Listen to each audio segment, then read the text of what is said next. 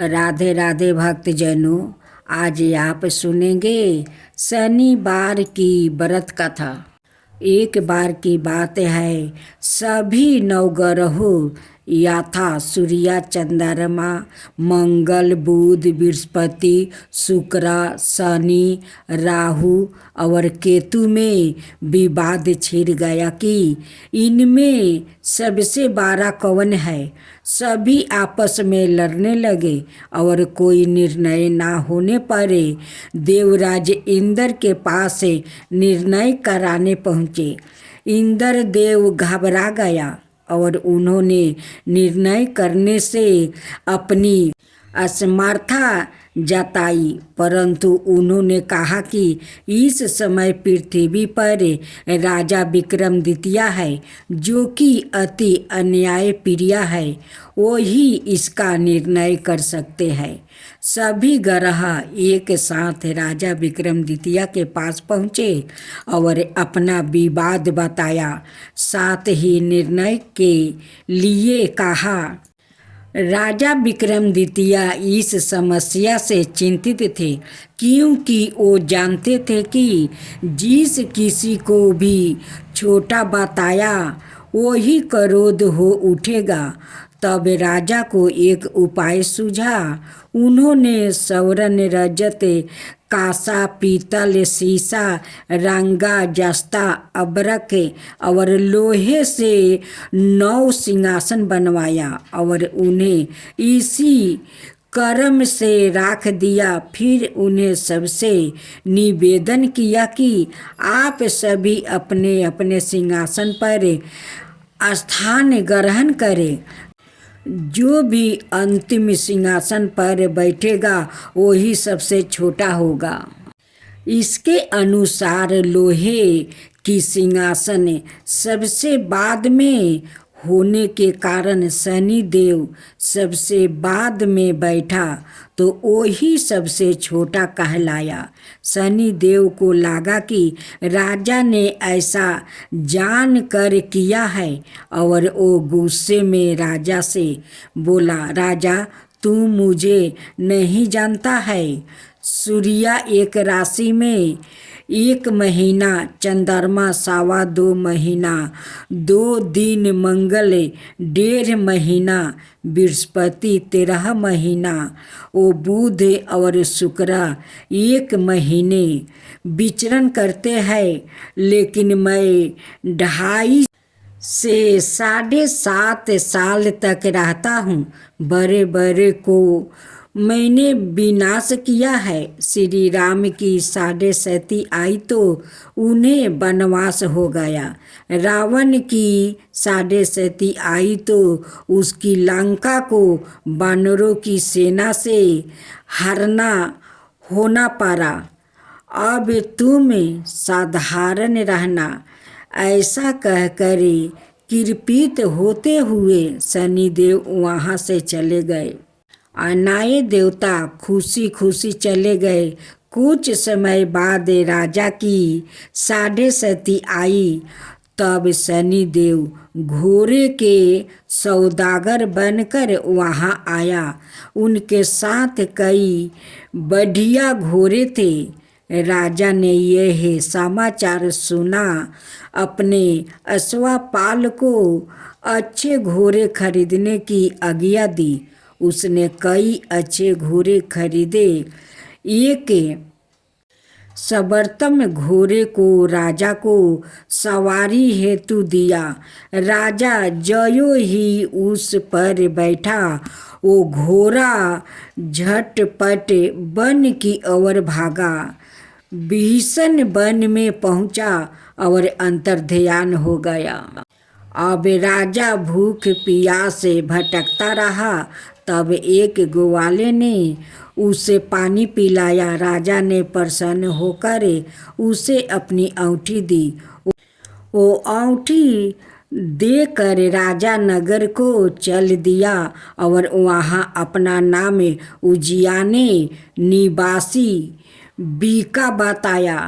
वहाँ एक सेठ की दुकान में उसने जल इत्यादि पिया और कुछ देर आराम किया। भाग्य से उस दिन सेठ की खूब बिक्री हुई। सेठ उसे खाना आदि कराने खुश होकर अपने साथ घर ले गया। वहाँ उसने एक खूंटी पर देखा कि एक हार लटका है जिसे खूंटी निगल रही है।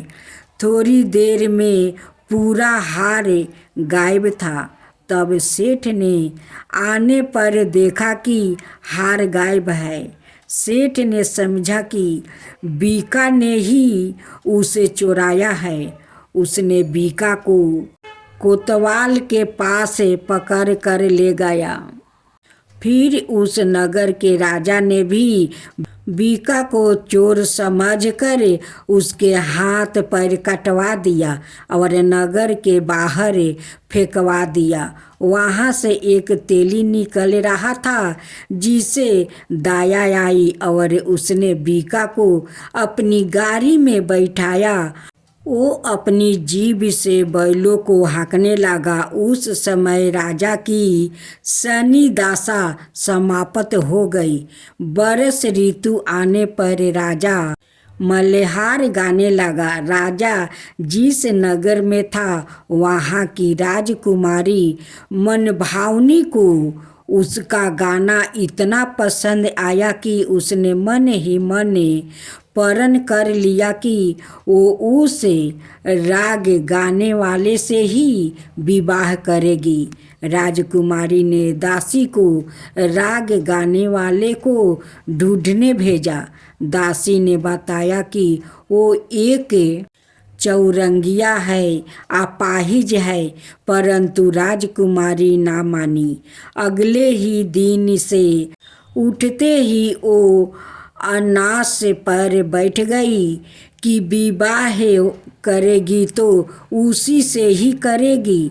बहुत समझाने पर भी जब राजकुमारी नहीं मानी तो राजा ने उस तेली को बोला भेजा और विवाह की तैयारी करने को कहा।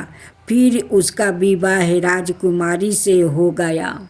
तब एक दिन सोते हुए सपने में शनिदेव ने राजा से कहा, राजन, देखा तुमने मुझे छोटा बताकर कितना दुख झेला है। तब राजा ने उनसे क्षमा मांगी और प्रार्थना करते हुए कहा कि हे शनिदेव, जैसा दुख मुझे दिया है वैसा किसी को और ना देना। शनिदेव मान गया और कहा कि जो मेरी कथा और व्रत करेगा उसे मेरी दशा में कोई दुख नहीं होगा। जो भी व्याकृत रोज मेरा ध्यान करेगा और चिवटियों को आटा डालेगा उसकी सभी मनोकामना पूर्ण होगी। और शनिदेव ने राजा को हाथ पैर वापस कर दिया। परात आंखें खुलने पर राजकुमारी ने देखा तो वो आश्चर्यचकित हुआ। बीका ने उसे बताया कि वो उज्जैन का राजा विक्रमादित्य है। तभी अत्यंत प्रसन्न हुए। सेठ ने जब सुना तो वो राजा के पैरों पर गिरकर क्षमा मांगने लगा। राजा ने कहा कि वो तो शनिदेव का क्रोध था, इसमें किसी का कोई दोष नहीं। सेठ ने फिर भी निवेदन किया कि मुझे शांति तब ही मिलेगी जब आप मेरे घर चलकर भोजन करेंगे। सेठ ने अपने घर नाना प्रकार के भोजन बनवाया। राजा का भोजन किया।